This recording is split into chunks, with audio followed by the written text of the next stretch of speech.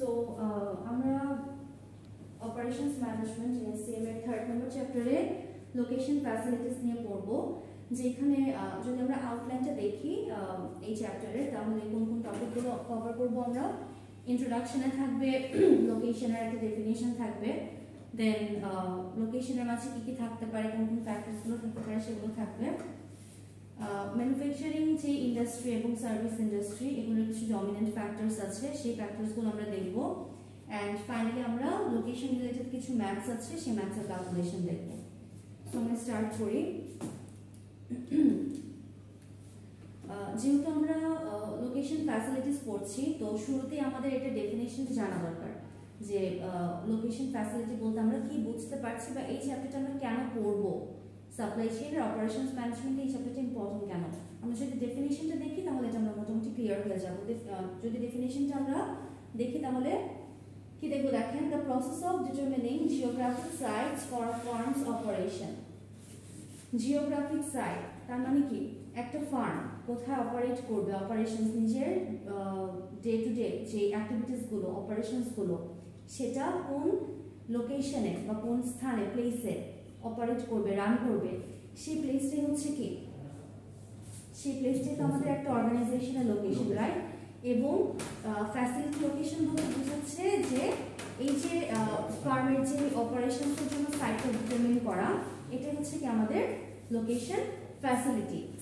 তার মানে কি, to determine the site where a firm operates, এটি আমাদের কি বলা হবে, লোকেশন ফ্যাসিলিটি। এই লোকেশন ফ্যাসিলিটি বলতে আমাদের একটা অর্গানাইজেশনের মেইন যে ফার্মটা, যে জায়গাটাতে একটা অর্গানাইজেশন কাজ করছে সেটা বোঝাচ্ছে। তাহলে ডিস্ট্রিবিউশন সেন্টারটা কি, ধরেন একটা অর্গানাইজেশনের অনেকগুলো ব্রাঞ্চেস আছে, একটা মাদার ব্রাঞ্চ বা মেইন ব্রাঞ্চ থাকে না, কিন্তু অনেক সময় এরকম দেখা যায় যে ওই মেইন ব্রাঞ্চ থেকে সব ধরনের যেই কাস্টমার্স আছে তাদের সাথে কমিউনিকেট করা বা ইন্টারাক্ট করা পসিবল হয় না। সেই ক্ষেত্রে আমরা কি করি, ডিস্ট্রিবিউশন সেন্টার ইউজ করি।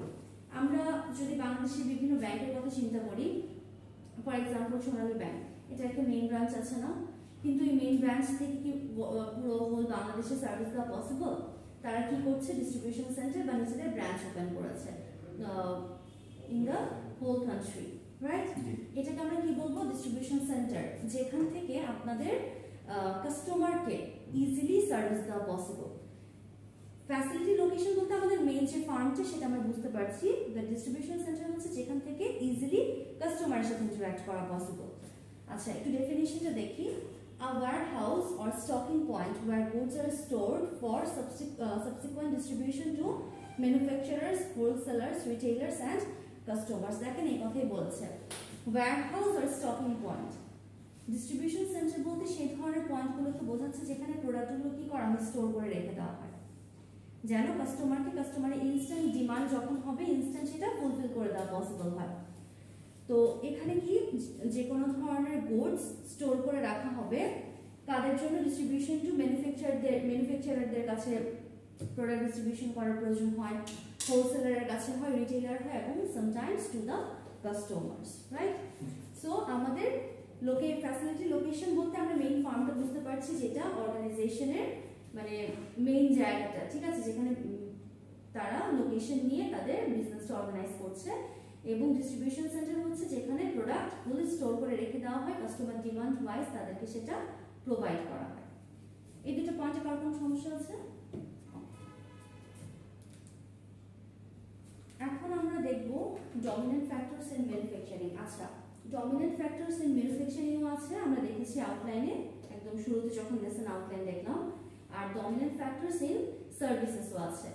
আমরা এই ডমিনেন্ট ফ্যাক্টরসগুলোতে যাওয়ার আগে আরেকটা বিষয় একটু ক্লিয়ার হব, এই ম্যানুফ্যাকচারিং আর সার্ভিস বলতে কি বোঝায়, ম্যানুফ্যাকচারিং ইন্ডাস্ট্রি কি আর সার্ভিস ইন্ডাস্ট্রি কি। যদি এই দুটো বেসিক জিনিস আমরা ডিফারেন্সিয়েট না করতে পারি, তাহলে ডমিনেন্ট ফ্যাক্টর পড়ে আসলে কোনো লাভ নেই।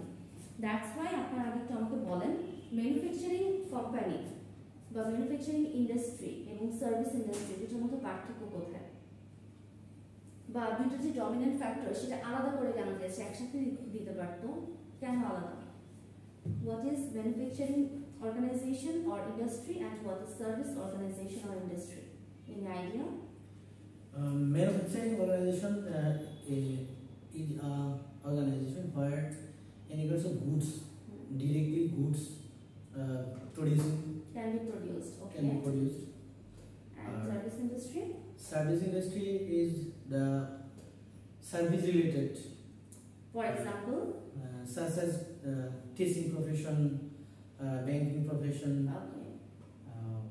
These are all service industry, right? আচ্ছা আমরা তাহলে ইজিলি বলতে পারি প্রোডাকশন রিলেটেড যে কাজগুলো হয় সেগুলো ম্যানুফ্যাকচারিং মানে পণ্য উৎপাদন করবে র ম্যাটেরিয়ালস কালেকশন থেকে স্টার্ট করে একটা প্রোডাক্ট লাস্টলি ফাইনাল একটা ফিনিশড গুডসের প্রিপারেশন পর্যন্ত যে কাজগুলো করে সেগুলো কোথায় করা হয় ম্যানুফ্যাকচারিং ইন্ডাস্ট্রি বাট সার্ভিস ইন্ডাস্ট্রিতে কোনো প্রোডাক্ট থাকে না ইনট্যানজিবল কিছু সার্ভিসেস থাকে যেগুলো কখনো স্পর্শ করা যায় না আমরা খুব ভালো মতোই জানি প্রোডাক্ট আর সার্ভিসের মধ্যে ডিফারেন্স কোথায় প্রোডাক্ট হচ্ছে ট্যানজিবল যেটা টাচ করা যায় আমরা টাচ করতে পারি আমরা চোখে দেখতে পারি আমরা সেটা ইউজ করতে পারি ঠিক আছে বাট সার্ভিস কি করা যায় না টাচ করা যায় না চোখে দেখা যায় না we just can feel it আমরা যে সার্ভিসটা নিচ্ছি সেটা আমরা ফিল করতে পারবো যেটা আমাদেরকে কমফোর্টেবল ফিল করাবে এটাই কিন্তু সার্ভিস এখন তাহলে ম্যানুফ্যাকচারিং ইন্ডাস্ট্রিতে কি আমরা প্রোডাক্ট নিয়ে কাজ করি আর সার্ভিস ইন্ডাস্ট্রিতে কি নর্মাল যে সার্ভিসগুলো এক্সাম্পল দিলেন ব্যাংকিং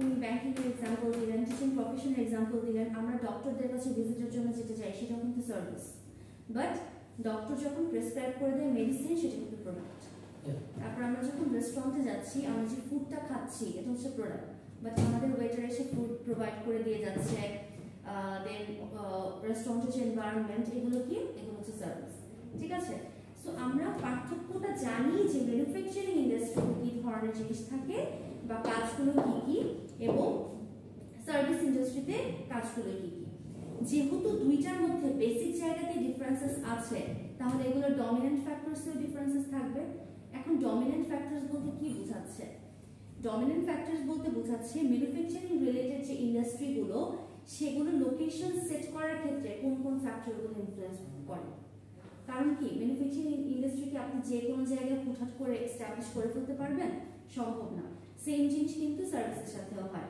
আপনার এমন কিছু ফ্যাক্টরস মাথায় রাখতে হবে যে ফ্যাক্টরগুলো চিন্তা করার মাধ্যমে আপনি ডিসিশন নিতে পারবেন যে এই ফ্যাক্টরগুলো এই লোকেশনটাতে আছে so this place can be suitable for my industry or for my company ঠিক আছে সো ম্যানুফ্যাকচারিং এর যে ডমিনেন্ট ফ্যাক্টরসগুলো সেগুলো আমরা দেখি প্রথমটা হচ্ছে favourable labour climate favourable labour climate manufacturing এর প্রথম যে ডমিনেন্ট ফ্যাক্টর সেটা ফেভারেবল লেবার ক্লাইমেট কেন ম্যানুফ্যাকচারিং ইন্ডাস্ট্রিতে ম্যান পাওয়ার প্রয়োজন হয় না অনেক বেশি কারণ প্রোডাকশন থেকে শুরু করে একদম স্টার্টিং প্রোডাকশন থেকে শুরু করে ফিনিশড গুডস পর্যন্ত কিন্তু হিউজ একটা প্রসেস একটা ফুল প্রসেস কমপ্লিট করার জন্য কি করতে হয় ওয়ার্কার্স প্রয়োজন হয় ম্যান পাওয়ার প্রয়োজন হয় বাট আপনি এমন একটা জায়গাতে আপনার কোম্পানিটা সেট আপ করে ফেললেন যেখানে আপনি আশেপাশে খুব একটা লেবার পাচ্ছেন না ওয়ার্কার্স পাচ্ছেন না বা লেবার যে ক্লাইমেট সেটা ফেভারেবল না আপনার অর্গানাইজেশনের জন্য তখন কি ওই প্লেসে আপনার অর্গানাইজেশনটা সাস্টেইন করবে করবে না সবসময় কিন্তু কাস্টমার দিয়ে সবকিছু হয় না প্রোডাকশন করে দিলেই তো প্রোডাক্ট আপনার হাতে আসবে আদারওয়াইজ প্রোডাক্টই হাতে আসবে না আপনি কাকে সার্ভিস দেবেন কাকে প্রোডাক্ট ডেলিভারি করবেন একটু পরে দেখি a favorable labor climate may well be the most important factor for labor intensive firms in industries such as textiles furnitures or consumer electronics labor climate is a function of wage rates training requirements attitudes toward work worker productivity or union strength so এখানে যেটা বললো favorable labor climate যে যে organisation গুলো বা industry গুলো labour intensive তার মানে কি ওয়ার্কার্স ছাড়া যে অর্গানাইজেশন গুলো কোনোভাবেই চলে না সেটার জন্য কিন্তু ফেভারেবল লেবার ক্লাইমেট অনেক বেশি ইম্পর্টেন্ট ওয়ার্কার্সদেরকে কি ধরনের ওয়েজ দেওয়া হচ্ছে তাদের ট্রেনিং কিরকম কতটুকু ট্রেনিং রিকোয়ারমেন্ট আছে এই সব কিছু কিন্তু ফেভারেবল লেবার ক্লাইমেটের জন্য অনেক ইম্পর্টেন্ট আপনার শুধু লেবার নিয়ে আসলেই হবে না আপনার আশেপাশে ওরকম একটা ফেভারেবল ক্লাইমেট থাকতে হবে যেখানে আপনি পর্যাপ্ত লেবার পাচ্ছেন এবং সেই সাথে আপনার অর্গানাইজেশনে এমন ধরনের একটা এনভায়রনমেন্ট ক্রিয়েট করে দিতে হবে যাতে ওয়ার্কার্সরা কাজ করে স্বাচ্ছন্দ্য বোধ করে তারা স্যাটিসফাইড থাকে তাদেরকে একটা ট্রেনিং না দিয়ে যেখানে তাদেরকে ট্রেনিং দরকার ট্রেনিং না দিয়ে কাজে নামিয়ে দিলে তারা কি সেখানে ভালো করতে পারবে কখনোই না এজন্য তাদের ট্রেনিং রিকোয়ারমেন্টটা কি করতে হবে, ফুলফিল করতে হবে। সেকেন্ড ওয়ান হচ্ছে প্রক্সিমিটি টু মার্কেটস। আগে আমাকে একটু বলেন তো মার্কেট কাকে বলে, হোয়াট ইজ মার্কেট? প্রক্সিমিটি, আচ্ছা প্রক্সিমিটি ওয়ার্ডটাকে আপনারা আগে শুনেছেন? প্রক্সিমিটি ওয়ার্ডটার মিনিং জানেন? প্রক্সি থেকে প্রক্সি থেকে প্রক্সিমিটি, না না ওটা না, আমি বলে দিচ্ছি। প্রক্সিমিটি মানে হচ্ছে নৈকট্য, নিকটে থাকা। প্রক্সিমিটি মানে কি, নিকটে থাকা। এখানে প্রক্সিমিটি টু মার্কেট বলতে কি বোঝাচ্ছে, মার্কেটের নিকটে থাকা। আপনার অর্গানাইজেশনটা কোথায় থাকতে হবে, মার্কেটের কাছাকাছি থাকতে হবে। এখন মার্কেটটা কি? মানে বেসিক সেন্সে the basic concept of market is a place, but in economy, market is a concept of where goods and service buying and selling activities are occurring. Exactly. আমরা ইকোনমিক পার্সপেক্টিভ থেকে বলি, মার্কেটিং পার্সপেক্টিভ থেকে বলি, business perspective থেকে বলি, কখনোই market একটা place না। মার্কেট কোনো স্পেসিফিক প্লেস না, ইট ক্যান বি এনিওয়্যার। যেখানেই পটেনশিয়াল বায়ার্স এন্ড সেলার্স থাকবে এবং প্রোডাক্ট সার্ভিসের এক্সচেঞ্জ হবে, সেটাই মার্কেট। এই যে আমরা এখন এই জায়গাটাতে বসে আছি, একজন যদি কোনো একটা প্রোডাক্ট, তার বিজনেসের কোনো একটা প্রোডাক্ট নিয়ে এখানে সেল করে, ফর এক্সাম্পল আমি আপনার কাছ থেকে আপনার একটা প্রোডাক্ট পারচেজ করে নিলাম, এই জায়গাটা ইনস্ট্যান্ট ওই মুহূর্তে কি হয়ে যাবে, একটা মার্কেট হয়ে যাবে। বাট আমরা কি মনে করি মার্কেট হবে একটা স্পেসিফিক প্লেস, একটা স্পেসিফিক বিল্ডিং? নো, মার্কেট কখনো এরকম হয় না। যেখানে যেই মুহূর্তে পটেনশিয়াল বায়ার সেলার থাকবে এবং সেখানে প্রোডাক্ট আর সার্ভিস এক্সচেঞ্জ হবে in terms of money, in against money, সেটাই কি বলবো আমরা, মার্কেট। এখন প্রক্সিমিটি টু মার্কেটস বলতে কি বোঝাচ্ছে, আপনার লোকেশনটা মার্কেটের কাছাকাছি কেন থাকা প্রয়োজন বলেন তো? কেন একটা অর্গানাইজেশন কেন মার্কেটের কাছাকাছি থাকা প্রয়োজন? ভাই, প্রোডাক্ট ইজিলি ক্যারিং, ডেলিভারিং এবং information sharing, giving and taking, sharing সবই করা যায়। এটাই রিজন। মার্কেটের যত কাছাকাছি থাকবো তত বেশি বায়ার সেলার গ্র্যাব করা যাবে। আপনার প্রোডাক্ট আপনি মার্কেটে গিয়ে তো সেল করবেন, রাইট? একটা প্লেসে গিয়ে সেল করবেন। এখন আপনার যদি মার্কেট থেকে অনেক দূরে থাকে, বায়ার সেলারদের কাছ থেকে অনেক দূরে থাকে, আপনার তো এই পর্যন্ত পৌঁছাতেও ট্রান্সপোর্টেশন কস্ট মানে হবে। কি দরকার, যতটুকু সম্ভব মার্কেটের কাছাকাছি রাখলে অনেক ধরনের কস্টিং কমানো যায়। আমরা একটু দেখে কি লেখা আছে। After determining where the demand for services or goods is greatest, management must select a location for the facility that will supply that demand. Locating near markets is particularly important when the final goods are bulky or heavy or outbound transportation rate are high. এখানে বেশ কয়েকটা কথা বলেছে, দেখেন। প্রথমেই যখন আপনার product ও সার্ভিসের ডিমান্ডটা আপনি আইডেন্টিফাই করে ফেলবেন, তখন সবচাইতে মানে এরপরে ডিমান্ড আইডেন্টিফাই করার পরে সবচেয়ে ইম্পর্টেন্ট যে কাজটা হচ্ছে সেটা হচ্ছে লোকেশন সেট করা, যে লোকেশন থেকে আপনি এই ডিমান্ডটাকে সর্বোচ্চ ফুলফিল করতে পারবেন। বুঝতে পেরেছেন? এটা কিন্তু সেকেন্ড কাজ। প্রথমেই তো ডিমান্ড আইডেন্টিফাই করতে হবে, সেকেন্ডলি ওই ডিমান্ড ফুলফিল করার জন্য বেস্ট একটা লোকেশন ক্রিয়েট করতে হবে। এবং এই প্রক্সিমিটি টু মার্কেটটা কেন বেশি প্রয়োজন, এই যে আমি ট্রান্সপোর্টেশনের কথা বললাম, আপনার প্রোডাক্ট যদি অনেক হেভি হয়, বাল্কি হেভি মানে কি, অনেক বিশাল আকারের প্রোডাক্ট, সেটার জন্য ট্রান্সপোর্টেশন কস্ট অনেক হাই। এই কস্টিংটা যদি আমরা অ্যাভয়েড করতে চাই তাহলে কি করতে হবে, মার্কেটের কাছাকাছি গিয়ে আপনাদের লোকেশনটা সেট করতে হবে, যাতে এই যে হাই ট্রান্সপোর্টেশন কস্ট বা রেট এটা যেন অ্যাভয়েড করা যায়। প্রক্সিমিটি টু মার্কেটে প্রবলেম আছে কোনো? ওকে। Impact on environment. প্রত্যেকটা বিজনেসের জন্য স্পেশালি কারেন্টলি আমরা ফুল ওয়ার্ল্ড ওয়াইড যে কোনো বিজনেস রান করার ক্ষেত্রে আমরা এনভায়রনমেন্টের কথা অনেক চিন্তা করি, কারণ আমরা সবাই জানি যে এনভায়রনমেন্টের সিচুয়েশন দিন দিন কি হচ্ছে, খারাপ হচ্ছে। সো প্রত্যেকটা অর্গানাইজেশন যখন নিজেদের বিজনেস রান করে তারা কিন্তু এনভায়রনমেন্টের যাতে কোনো ক্ষতি না হয় সেটাও চিন্তা করে। আপনারা একটু বলেন তো, গার্মেন্টস যে ফ্যাক্টরিগুলো আছে সেগুলো কি ধরনের লোকেশনে রাখা হয়? রুরাল এরিয়া, হ্যাঁ, একটু outside of the town, outside of the city, যেখানে রেসিডেন্সিয়াল প্লেস নেই, তাই না? এটার কারণ কি? Basic reason ma'am, chemical issues, environment, chemical very impacted in environment.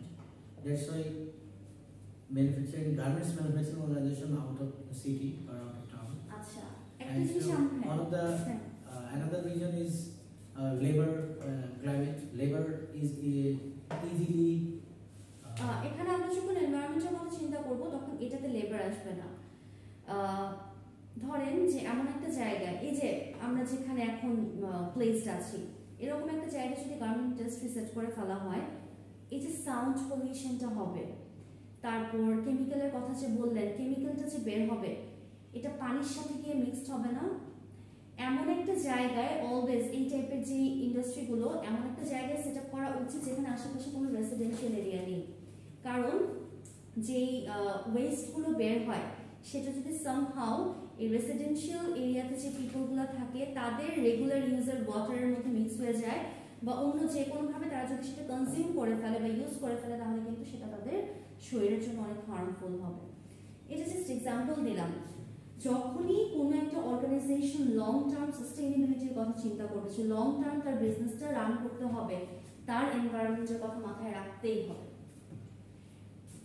যদি কারেন্টলি এনভায়রনমেন্টের কথা চিন্তা করা না হয়, ইন ফিউচার এটা নিয়ে প্রবলেম ফেস করাই হবে। এই জন্য কি করতে হবে, লং টার্ম সাস্টেইনেবিলিটির জন্য অবশ্যই দেখতে হবে যে বিজনেসটি কোন ধরনের বিজনেস এবং সেই বিজনেস এনভায়রনমেন্টে কতটুকু ইম্প্যাক্ট করছে। ফোর্থ ওয়ান হচ্ছে quality of life. Quality of life বলতে কি বোঝাচ্ছে? Good schools, recreational facilities, cultural events, and an attractive lifestyle contribute to quality of life. This factor can make the difference in location decisions. আচ্ছা, এই যে quality of life দেখে মনে হচ্ছে যে তেমন কিছু একটা না, বা এটা না থাকলেও কোনো প্রবলেম নেই, but no, it has some importance as well. এটার রিজন কি? আপনি যে লোকেশনটাতে নিজের বিজনেস ওপেন করছেন সেই স্পেসের বা সেই প্লেসের পিপলগুলো কি ধরনের কোয়ালিটি অফ লাইফ স্পেন্ড করছে, তাদের কোয়ালিটি অফ লাইফের উপর বা স্ট্যান্ডার্ড অফ লাইফের উপর, স্ট্যান্ডার্ড অফ লিভিং এর উপর কিন্তু আপনার প্রোডাক্টের ডিমান্ড ডিপেন্ড করে। ঠিক আছে, আপনি এমন ধরনের একটা প্লেসে নিজের অর্গানাইজেশনটা সেট করলেন যেটার আশেপাশের যে পিপলের থাকে, পপুলেশন আছে, তারা ওই প্রোডাক্টটার তেমন একটা ডিমান্ড রাখে না, সেক্ষেত্রে কিন্তু আপনাদের কি হবে না, প্রোডাক্টের যে রানটা সেটা কিন্তু হবে না। ইভেন আপনি যে অর্গানাইজেশনে যে লোকেশনে সেট আপ করছেন সেইখানে থেকে এমন কিন্তু ম্যাক্সিমাম টাইমই হয়, আপনি যে লোকেশনটাতে অর্গানাইজেশনে সেট আপ করবেন আপনার এমপ্লয়িজরা তার আশেপাশের এরিয়াতে থাকার চেষ্টা করবে, কারণ যাতে যাতায়াতটা কম করা হয়।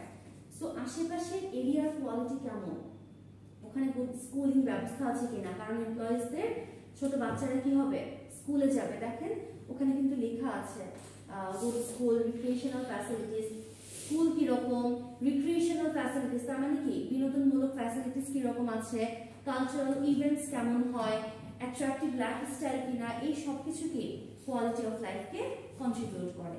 সো এই জিনিসগুলো যখন একটা লোকেশন আপনারা পাবেন, সেই লোকেশনে যেমন আপনাদের ওয়ার্কার্সকে, এমপ্লয়িজকে সাস্টেইন করে রাখা পসিবল, সিমিলারলি আপনারা এই ধরনের কাস্টমারও নিজেদের অর্গানাইজেশনের জন্য পাবেন। আচ্ছা, এই আর তিনটা পয়েন্ট আছে, আর তিনটা ফ্যাক্টরস আছে যেটা ম্যানুফ্যাকচারিং ইন্ডাস্ট্রিকে ইম্প্যাক্ট করে। Proximity to suppliers and resources, আমরা প্রক্সিমিটি টু মার্কেট করেছিলাম না যে মার্কেটের কাছাকাছি থাকতে হবে, এখন বলেছে যে সাপ্লায়ার এবং রিসোর্সেসের কাছাকাছি থাকবে। এটা আমি জাস্ট একটা এক্সাম্পল দিয়ে আপনাদেরকে বলি। ম্যানুফ্যাকচারিং অর্গানাইজেশনের জন্য র ম্যাটেরিয়ালস বা যে প্রোডাক্ট তারা প্রডিউস করবে সেটার জন্য র ম্যাটেরিয়ালস রেগুলার বেসিসে প্রয়োজন হয় না। এই র ম্যাটেরিয়ালস অর্গানাইজেশন পর্যন্ত আনতেই যদি তাদের হিউজ একটা কস্টিং হয়, তাহলে আলটিমেটলি পার ইউনিট কস্ট অনেক বেড়ে যাবে না? এই জন্য কি করতে হবে, সাপ্লায়ার যারা যারা র ম্যাটেরিয়াল সাপ্লাই দিচ্ছে বা যারা সেমি ফিনিশড গুড সাপ্লাই দিচ্ছে বা প্রোডাক্ট রেডি করার জন্য কোনো একটা পার্ট সাপ্লাই দিচ্ছে, তাদের কাছাকাছি থাকার চেষ্টা করতে হবে, যাতে ইজিলি সাপ্লায়াররা কি করতে পারে, প্রোডাক্ট সাপ্লাই দিয়ে যেতে পারে এবং আমাদের রিসোর্সটা খুব সহজে হাতে চলে আসে।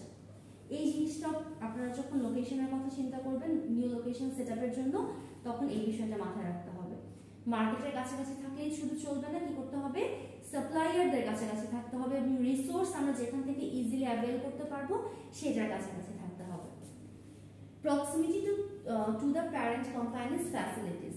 প্যারেন্ট কোম্পানি বলতে কি বোঝাচ্ছে, একটা অর্গানাইজেশনের মেইন যে কোম্পানি সেইটা। এটা আপনারা জানবেন খুব ভালো মতোই যে যতই ব্রাঞ্চ ক্রিয়েট করা হোক না কেন এবং সেগুলো যতই আপডেটেড বা আপগ্রেডেড থাকুক না কেন, মেইন যে ব্রাঞ্চটা বা মেইন যে অফিসটা সেখানে যেই ধরনের ফ্যাসিলিটিস গুলো থাকে সেটা কিন্তু অন্য কোথাও থাকে না। এটা কিন্তু ট্রু, এটা কি আপনারা বিশ্বাস করেন, এটা মানেন? আচ্ছা, আমরা মেইন ব্রাঞ্চে মেইন লোকেশনে যে ধরনের ফ্যাসিলিটিস গুলো পাবো, টেকনোলজিক্যাল বলেন, ইনফ্রাস্ট্রাকচারাল বলেন, স্ট্রাকচারাল বলেন, এভরিথিং যে ধরনের ফ্যাসিলিটিস গুলো পাবো সেটা নর্মালি অন্য কোথাও আসে না। ফর এক্সাম্পল, খুবই হাই এন্ড একটা টেকনোলজি নিয়ে আসা হলো, সেটা কোথায় সেট আপ করা হবে? অবশ্যই মেইন যে অফিসটা সেখানে সেট আপ করা হবে। এই জন্য যত ধরনের ব্রাঞ্চ থাকবে বা ডিস্ট্রিবিউশন সেন্টার বলেন, সেগুলো চেষ্টা করতে হবে মেইন যে অফিসটা সেটার একটু কাছাকাছি রাখা, যাতে কি করা যায়, মেইন যে প্যারেন্ট কোম্পানির ফ্যাসিলিটিস সেগুলো যাতে ইজিলি ইউজ করা যায়। এটাই বলেছে, দেখেন, proximity to the parent companies facilities. Parent কোম্পানির যে সুযোগ সুবিধাগুলো আছে সেগুলোর কাছাকাছি থাকতে হবে যাতে প্রয়োজনের সময় ইজিলি সেই ফ্যাসিলিটিস গুলো কি করা যায়, ইউজ করা যায়। লাস্ট ওয়ান হচ্ছে utilities, taxes and real estate cost. এটাও কিন্তু অনেক ইম্পর্টেন্ট। কিভাবে? এক একটা জায়গার এগুলো তো আপনারা বুঝতে পারছেন, ইউটিলিটি কস্ট এগুলো সবকিছু। ইউটিলিটি কস্ট বলতে কি বোঝাচ্ছে, বিদ্যুৎ বিল, কারেন্ট বিল, গ্যাস বিল, এই সব কিছু, ঠিক আছে, এগুলো হচ্ছে ইউটিলিটি কস্ট। কিন্তু এক এক জায়গার ইউটিলিটি কস্ট যে এক এক রকম সেটা তো আপনারা জানেন। আমরা এখন বনানীতে আছি, বনানীর ইউটিলিটি বিল আর ধরেন রুরাল কোনো এরিয়া, গ্রামের কোনো এরিয়ার ইউটিলিটি বিল, বা ফর এক্সাম্পল ধরেন পুরান ঢাকার ইউটিলিটি বিল কি সেম? লোকেশন ওয়াইজ একটা লোকেশন কতটুকু ডেভেলপড বা একটা লোকেশনে কি ধরনের মানুষ থাকে, কত হাই এন্ডের মানুষ থাকে, সেটার উপর বেস করে কিন্তু ইউটিলিটি বিলটা ডিফারেন্ট হয়। এখন আপনি আপনার লোকেশনটা সেট করবেন, এমন একটা প্লেসে আপনার লোকেশন সেট করতে হবে যেটা ইউটিলিটি বিল আপনার অর্গানাইজেশনের সাথে সামঞ্জস্য। আপনি এমন একটা জায়গায় সেট আপ করে ফেললেন যেটা ইউটিলিটি বিল এতটাই হাই যে সেটা যদি আপনি ফেস করতে চান কোনোভাবে আপনি প্রফিট মার্জিন রাখতে পারছেন না, সেই ক্ষেত্রে ওই লোকেশনটা আপনার জন্য সুইটেবল না। কি করতে হবে, এমন একটা লোকেশনে আপনার অর্গানাইজেশন শিফট করে নিয়ে যেতে হবে যেখানে ইউটিলিটি বিলটা কম্পারেটিভলি কম। এখানে কি লিখেছে দেখেন, other location decision factors include utility cost. Utility cost কি হতে পারে? Telephone, energy, water, local or state taxes, financing incentives offered by local or state governments, relocation cost and land cost. এখানে আমরা আরেকটা জিনিস দেখেন, ওই যে লোকাল or state taxesও কিন্তু এরিয়া ভিত্তিক ডিফারেন্ট হয়। এক এক এরিয়াতে ট্যাক্সেস কি এক এক রকম ভাবে পেমেন্ট করতে হয়। এটাও কিন্তু আপনাদের এই ইউটিলিটি ট্যাক্সেস আর রিয়েল এস্টেট কস্টের মধ্যে চলে যাচ্ছে। আরেকটা জিনিস, প্রত্যেক জায়গার জমির দাম কি সেম? এটা লোকেশন ওয়াইজ ভ্যারি করে না? সো এমন একটা লোকেশনে আপনি কি করে ফেললেন, আপনার অর্গানাইজেশনটা সেট করে ফেললেন যেটা পারচেজ করার পর প্রতি মাসে ট্যাক্স এটার উপর দিতে দিতে আপনার অবস্থা খারাপ, সেটাও কিন্তু অর্গানাইজেশনের জন্য কখনো প্রফিটেবল হবে না। So these are the 7 factors which dominate manufacturing industry. মানে একটা ম্যানুফ্যাকচারিং ইন্ডাস্ট্রি এই 7টা ফ্যাক্টরস ডমিনেট করে এবং লোকেশন সেট করার ক্ষেত্রে ম্যানুফ্যাকচারিং ইন্ডাস্ট্রি লোকেশন সেট করার ক্ষেত্রে এই 7টা ফ্যাক্টর অবশ্যই মাথায় রাখা উচিত যখন আমরা নতুন কোন একটা ম্যানুফ্যাকচারিং ইন্ডাস্ট্রি সেট আপ করতে চাইবো, বা যদি আগে থেকেই সেট আপ করা থাকে তখন এই বিষয়গুলো কম্পেয়ার করে দেখতে হবে যে এগুলো আছে কিনা, এবং যদি না থাকে চেষ্টা করতে হবে সেগুলো অ্যাভয়েড করার। আদারওয়াইজ কোম্পানি আলটিমেটলি কি করবে, লস ফেস করবে এবং প্রফিট কোনোভাবেই গেইন করা পসিবল হবে না।